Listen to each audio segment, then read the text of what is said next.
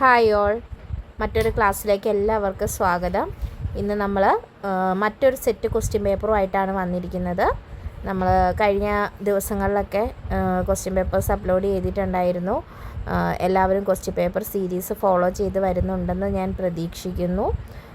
എത്ര question paper ചെയ്താലും നിങ്ങൾക്ക് ഒരിക്കലും അതൊരു നഷ്ടമാകില്ല. കാരണം ക്വസ്റ്റ്യൻസ് റിപ്പീറ്റ് ചെയ്ത് വരുന്ന മേഖലകൾ നമുക്ക് അറിയാൻ സാധിക്കുന്നുണ്ട്. അതുപോലെ തന്നെ നമുക്ക് റിപ്പീറ്റഡ് ക്വസ്റ്റ്യൻസും കാണാൻ സാധിക്കും അല്ലേ. പലതവണ 10 ക്വസ്റ്റ്യൻ പേപ്പർ കേൾക്കുമ്പം അതിൽ നിന്ന് ഒരു 5 എണ്ണമെങ്കിലും നമ്മുടെ ഓർമ്മയിൽ ഉറപ്പായിട്ട് നിൽക്കും. അത് ആ ഭാഗത്തു നിന്നുള്ള ക്വസ്റ്റ്യൻസ് നമ്മുടെ മറ്റു ക്വസ്റ്റ്യൻ പേപ്പറുകളിൽ നമുക്ക് കാണാനും സാധിക്കും. അപ്പോൾ എല്ലാവരും ക്വസ്റ്റ്യൻ പേപ്പേഴ്സ് സീരീസ് കാണുക. അതോടൊപ്പം തന്നെ നമ്മുടെ ഡിഗ്രി ലെവൽ പ്രിലിംസിനുള്ള സബ്ജക്റ്റ് വൈസ് ടോപ്പിക്കും അപ്ലോഡ് ചെയ്യുന്നുണ്ട്, അതും കാണുക. എല്ലാം പ്ലേലിസ്റ്റായിട്ട് ആഡ് ചെയ്തിട്ടുണ്ട് കേട്ടോ. സമയം പോലെ എല്ലാവരും കാണുക. എല്ലാ ദിവസവും ഒരു ക്വസ്റ്റ്യൻ പേപ്പറെങ്കിലും നിങ്ങളൊന്ന് കേൾക്കാൻ ശ്രമിക്കുക. കേട്ടാൽ മതി, ഇരുന്നാരും പഠിക്കൊന്നും വേണ്ട, കേൾക്കുക, പലതവണ കേൾക്കുക. കേൾക്കുമ്പോൾ നമ്മുടെ ഓർമ്മയിൽ അത് വരും. അപ്പോൾ ഇന്നത്തെ ക്വസ്റ്റ്യൻ പേപ്പറിലേക്ക് നമുക്ക് പോകാം. ഒന്നാമത്തെ ക്വസ്റ്റ്യനിലേക്ക് പോകാം. 2024 ലോകത്തിലെ ഏറ്റവും മലിനമായ നഗരങ്ങളുടെ പട്ടികയിൽ ഒന്നാമതുള്ള നഗരം. 2024 ലോകത്തിലെ ഏറ്റവും മലിനമായ നഗരങ്ങളുടെ പട്ടികയിൽ ഒന്നാമതുള്ള നഗരം ഏതാണെന്നാണ് ചോദിച്ചിരിക്കുന്നത്. ഓപ്ഷൻ ഡി ലാഹോർ ആണ് നമ്മുടെ ഉത്തരം. ഉത്തരം ഏതാണ്? Option D Lahore. അടുത്ത ക്വസ്റ്റ്യൻ. താഴെ കൊടുത്തിരിക്കുന്ന ഭരണാധികാരികളെ അവരുടെ ഭരണകാലഘട്ടം അനുസരിച്ച് ക്രമത്തിൽ എഴുതുക.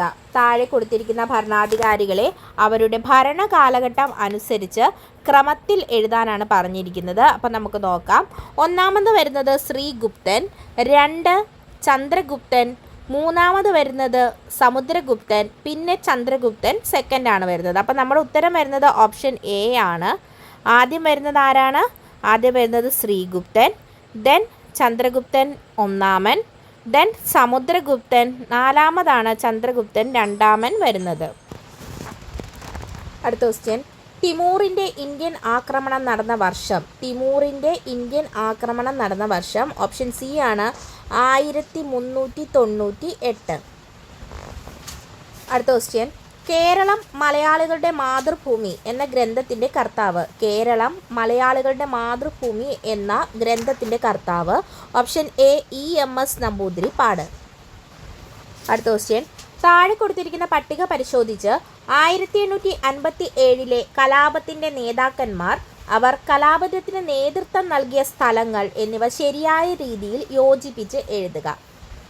അപ്പോൾ 1857 കലാപത്തിൽ നേതാക്കന്മാരും അവർ കലാപത്തിന് നേതൃത്വം നൽകിയ സ്ഥലങ്ങളുമാണ് തന്നിരിക്കുന്നത്. ഇതിനെ ശരിയായ രീതിയിൽ യോജിപ്പിക്കണം. അപ്പോൾ ബഹദൂർ ഷാ സെക്കൻഡ് എവിടെയാണ്? ബഹദൂർ ഷാ സെക്കൻഡ് കലാപം നയിച്ചത് ഡൽഹിയിലാണ്. ബഹദൂർ ഷാ സെക്കൻഡ് ഡൽഹി. ഇനി കൻവർ സിംഗ് എന്നും പറയും, കുൻവർ സിംഗ് എന്നും പറയും കേട്ടോ. എവിടെയാണ്? ആര. കൻവർ സിംഗ് എവിടെയാണ്? ആരയിലാണ്. ദെൻ റാണി നാനാ സാഹിബ്, മൂന്നാമത്തേത് നാനാ സാഹിബ് എവിടെയാണ്? കാൺപൂർ. ദെൻ റാണി ലക്ഷ്മി ഭായി ഗ്വാളിയാർ. റാണി ലക്ഷ്മി ഭായി ഗ്വാളിയാർ. അപ്പോൾ നമ്മുടെ ഓപ്ഷൻ ബി ആണ് നമ്മുടെ ഉത്തരം വരുന്നത്. ബഹദൂർ ഷാ സെക്കൻഡ് ഡൽഹി, കുൻവർ സിംഗ് ആര, നാനാ സാഹിബ് കാൺപൂർ, റാണി ലക്ഷ്മി ഭായി ഗ്വാളിയാർ. അടുത്ത ക്വസ്റ്റ്യൻ. ഇസ്രയേൽ ഹമാസ് യുദ്ധത്തിൽ താൽക്കാലിക വെടിനിർത്തൽ കരാർ നിലവിൽ വന്ന ദിവസം. ഇസ്രയേൽ ഹമാസ് യുദ്ധത്തിൽ താൽക്കാലിക വെടിനിർത്തൽ കരാർ നിലവിൽ വന്ന ദിവസമാണ് 2005 ജനുവരി 19. 2005 ജനുവരി 19. അടുത്ത ക്വസ്റ്റ്യൻ. 2024 ഓടക്കുഴൽ അവാർഡ് ലഭിച്ചത് ആർക്കാണ്? 2024 ഓടക്കുഴൽ അവാർഡ് ലഭിച്ചത് കെ അരവിന്ദാക്ഷൻ. ഓപ്ഷൻ ഡി ആണ്, കെ അരവിന്ദാക്ഷൻ. അടുത്ത ക്വസ്റ്റ്യൻ.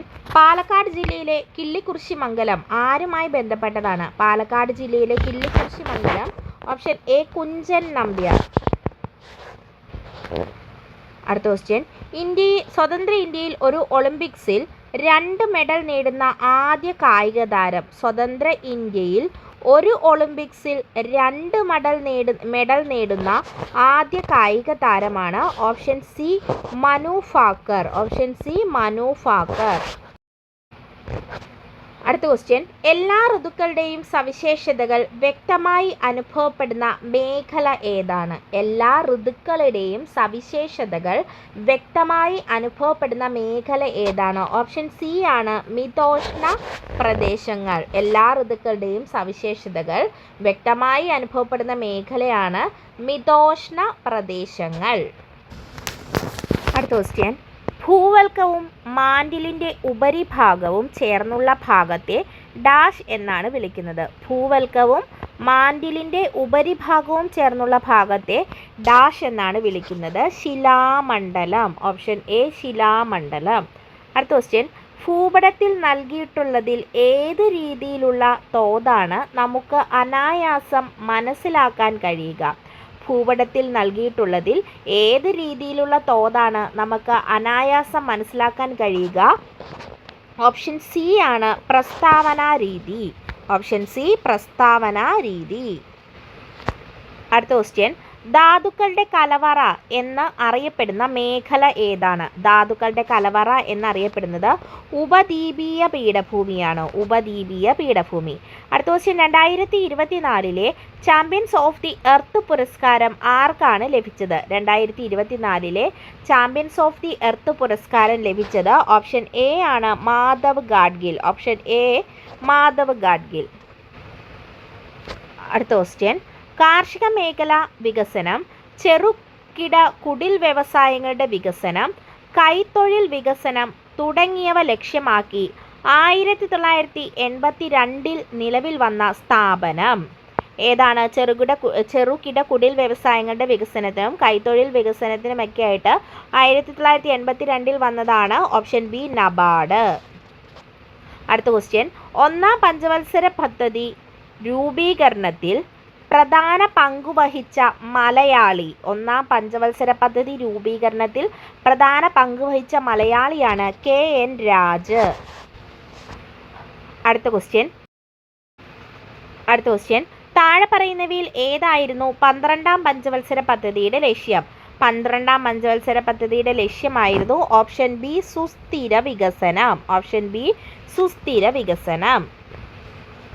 അടുത്ത ക്വസ്റ്റ്യൻ, താഴെ പറയുന്നവയിൽ നീതി ആയോഗിൻ്റെ ലക്ഷ്യം അല്ലാത്തത് ഏതാണ്? നീതി ആയോഗിൻ്റെ ലക്ഷ്യം അല്ലാത്തത്. വ്യവസായ മേഖലയിൽ സർക്കാർ പങ്കാളിത്തം കുറയ്ക്കുക. അത് ശരിയാണ്. മധ്യവർഗത്തെ ഉപയോഗിച്ച് സുസ്ഥിര സാമ്പത്തിക വളർച്ച. ശരിയാണ്. പ്രവാസി ഇന്ത്യക്കാരുടെ സേവനം സാമ്പത്തിക സാങ്കേതിക വളർച്ചയ്ക്ക് ഉപയോഗിക്കുക. ശരിയാണ്.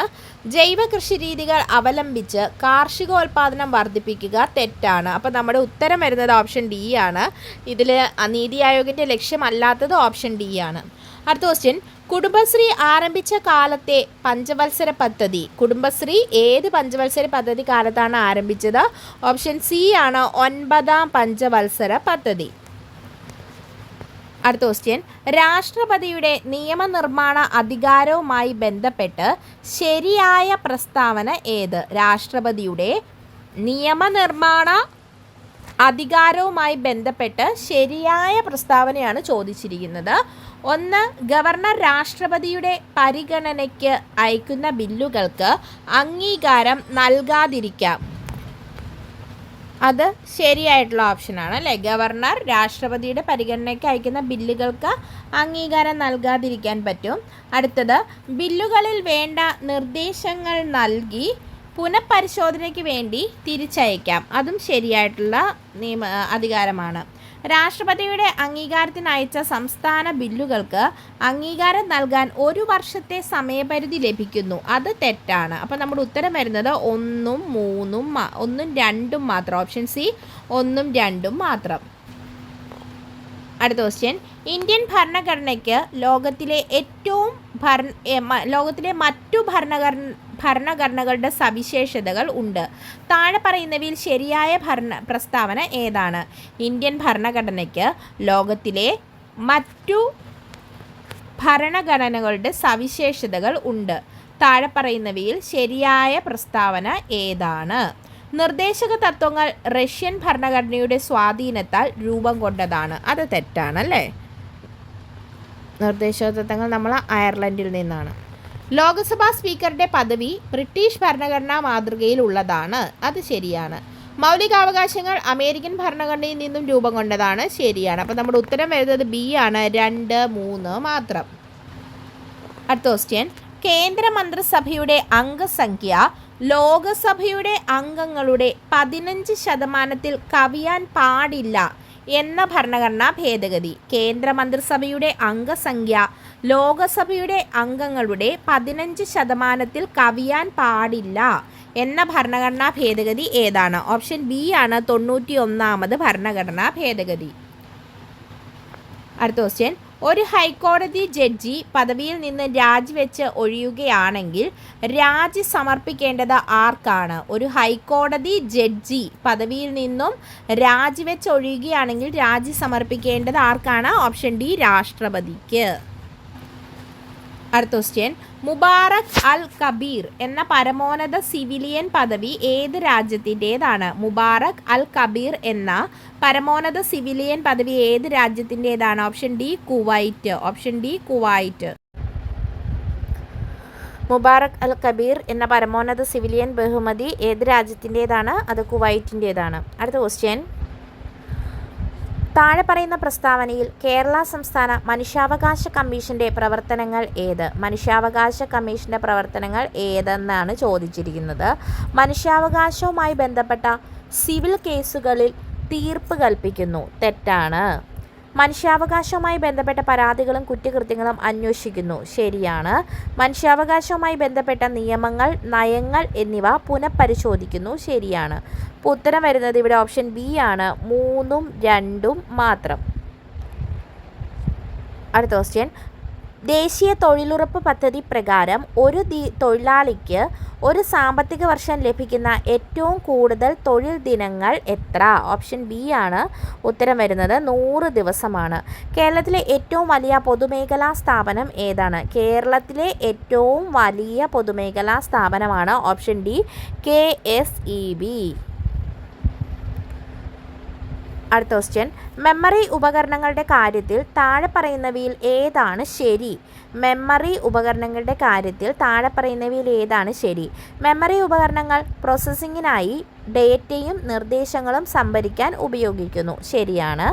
പ്രൈമറി മെമ്മറി വേഗമേറിയതാണെങ്കിലും ഇത് സാധാരണയായി സെക്കൻഡറി മെമ്മറിയെ അപേക്ഷിച്ച് ചെറിയ സംഭരണശേഷി മാത്രമേയുള്ളൂ. ശരിയാണ്. റോമും ഫ്ലാഷ് മെമ്മറിയും ഹാർഡ് ഡ്രൈവുകളും നോൺ വോളണ്ടൈൽ മെമ്മറിയുടെ ഉദാഹരണങ്ങളാണ്. ശരിയാണ്. അപ്പോൾ ഉത്തരം വരുന്നത് ഓപ്ഷൻ ഡി ആണ്. മുകളിൽ പറഞ്ഞവ എല്ലാം ശരിയാണ്. അടുത്ത ക്വസ്റ്റ്യൻ, താഴെ പറയുന്ന പ്ലാറ്റ്ഫോമുകളിൽ ഏതാണ് പ്രൊഫഷണൽ നെറ്റ്വർക്കിങ്ങിനായി പ്രധാനമായും രൂപകൽപ്പന ചെയ്തിട്ടുള്ളത്? താഴെ പറയുന്ന പ്ലാറ്റ്ഫോമുകളിൽ ഏതാണ് പ്രൊഫഷണൽ നെറ്റ്വർക്കിങ്ങിനായി പ്രധാനമായും രൂപകൽപ്പന ചെയ്തിരിക്കുന്നത്? ഓപ്ഷൻ എ ആണ്, ലിങ്ക്ഡിൻ. അടുത്ത ക്വസ്റ്റ്യൻ, ഒരു കമ്പ്യൂട്ടർ നെറ്റ്വർക്കിൻ്റെ ഡേറ്റ അയക്കാൻ കഴിയുമ്പോഴും ലഭിക്കാൻ കഴിയാത്ത സാഹചര്യത്തിൽ പ്രശ്നമാകാൻ സാധ്യതയുള്ളത് ഏതാണ്? ഒരു കമ്പ്യൂട്ടർ നെറ്റ്വർക്കിൽ ഡേറ്റ അയക്കാൻ കഴിയുമ്പോഴും ലഭിക്കാൻ കഴിയാത്ത സാഹചര്യത്തിൽ പ്രശ്നമാകാൻ സാധ്യതയുള്ളത് ഏതാണ്? തെറ്റായ IP കോൺഫിഗറേഷൻ. ശരിയാണ്. ഇൻകമിംഗ് ട്രാഫിക് തടയുന്ന ഫയർവാൾ, അതുകൊണ്ട് പിഴവുള്ള നെറ്റ്വർക്ക് കേബിൾ. ശരിയാണ്. അപ്പോൾ ഓപ്ഷൻ ഡി, മുകളിൽ പറഞ്ഞവ എല്ലാം എന്നുള്ളതാണ് നമ്മുടെ ഉത്തരം. അടുത്ത ക്വസ്റ്റ്യൻ, IT ആക്ട് 2000 പ്രകാരം ഡിജിറ്റൽ സിഗ്നേച്ചറുകൾ എങ്ങനെയാണ് പ്രവർത്തിക്കുന്നത്? IT ആക്ട് 2000 പ്രകാരം ഡിജിറ്റൽ സിഗ്നേച്ചറുകൾ എങ്ങനെയാണ് പ്രവർത്തിക്കുന്നത്?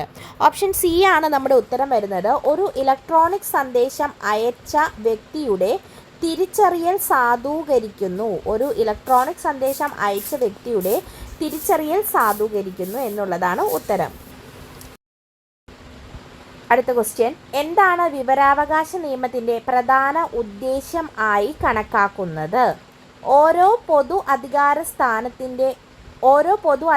സ്ഥാനത്തിൻ്റെ പ്രവർത്തനത്തിൽ സുതാര്യവും ഉത്തരവാദിത്വവും വർദ്ധിപ്പിക്കുന്നതിന്. ശരിയാണ്.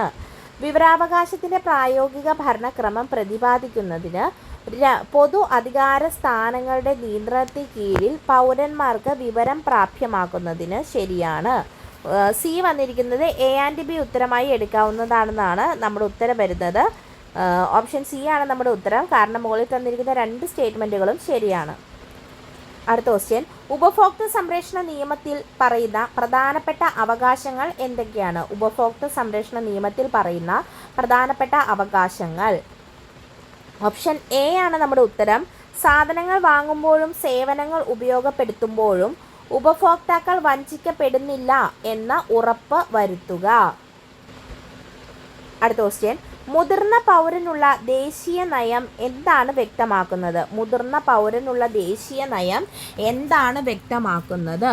വയോജനങ്ങളുടെ സംരക്ഷണത്തിന് അനുയോജ്യമായ ചട്ടക്കൂട് സൃഷ്ടിക്കുന്നതിനുള്ള നടപടി സ്വീകരിക്കുക. ശരിയാണ്. പീഡനങ്ങളിൽ നിന്നും അവഗണനയിൽ നിന്നും വയോജനങ്ങളെ സംരക്ഷിക്കുക. ശരിയാണ്. അപ്പം നമ്മുടെ ഉത്തരം വരുന്നത് സി ആണ്. എയും ബിയും ഉത്തരമായി സ്വീകരിക്കാം. അടുത്ത ക്വസ്റ്റ്യൻ, ഏതെല്ലാം അവകാശങ്ങളാണ് ഗാർഹിക അതിക്രമങ്ങളിൽ നിന്നും ഗാർഹിക പീഡനത്തിൽ നിന്നും സ്ത്രീകളെ സംരക്ഷിക്കുന്നതിനുള്ള നിയമം 2005 എടുത്തു പറയുന്നത്? ഇതിൽ നമ്മുടെ ഉത്തരം വരുന്നത് ഓപ്ഷൻ എ ആണ് കേട്ടോ. ഹർജിക്കാരിക്ക് അതിക്രമങ്ങൾ തടഞ്ഞുകൊണ്ടുള്ള സംരക്ഷണ ഉത്തരവ്, ധനസഹായം, ജീവനാംശം നൽകുന്നതിനുള്ള ഉത്തരവ്, കുട്ടികളുടെ താൽക്കാലിക സംരക്ഷണ ഉത്തരവ്, നഷ്ടപരിഹാര ഉത്തരവ് എന്നിവ.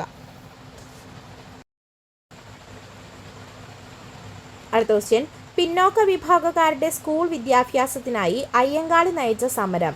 പിന്നോക്ക വിഭാഗക്കാരുടെ സ്കൂൾ വിദ്യാഭ്യാസത്തിനായി അയ്യങ്കാളി നയിച്ച സമരമാണ് കണ്ടല ലഹള. ഓപ്ഷൻ ബി, കണ്ടല ലഹള. ഈ ക്വസ്റ്റ്യൻ പേപ്പറിൽ നിന്ന് നമുക്ക് ഇത്രയും ക്വസ്റ്റ്യൻസാണ് പഠിക്കാനുള്ളത്. ഈ കഴിഞ്ഞ 2025 നടന്ന ഡിഗ്രി ലെവൽ എക്സാമാണ് സൂപ്പർവൈസർ ഒരു ICDSൻ്റെ. അപ്പോൾ ഇതിൽ നിന്ന് നമുക്ക് ആവശ്യമായ GK ഭാഗത്തു നിന്നുള്ള ക്വസ്റ്റ്യൻസാണ് നമ്മൾ പഠിച്ചത്. ക്വസ്റ്റ്യൻസ് നിങ്ങൾ റിപ്പീറ്റ് ചെയ്ത് കേൾക്കുക, മൈൻഡിൽ സെറ്റാക്കി വെക്കുക. നമുക്ക് മറ്റൊരു ക്വസ്റ്റ്യൻ പേപ്പർ സീരീസുമായിട്ട് അടുത്ത ക്ലാസ്സിൽ കാണാം. ചാനൽ നിങ്ങൾക്ക് യൂസ്ഫുൾ ആണെങ്കിൽ സബ്സ്ക്രൈബ് ചെയ്യുക, സപ്പോർട്ട് ചെയ്യുക. നിങ്ങളുടെ നിർദ്ദേശങ്ങളും കമൻറ്റുകളും ഒക്കെ നമ്മുടെ കമൻറ്റ് ബോക്സിൽ രേഖപ്പെടുത്തുക. Thank you all. എല്ലാവർക്കും നല്ലൊരു ദിവസം ആശംസിക്കുന്നു. Have A nice day.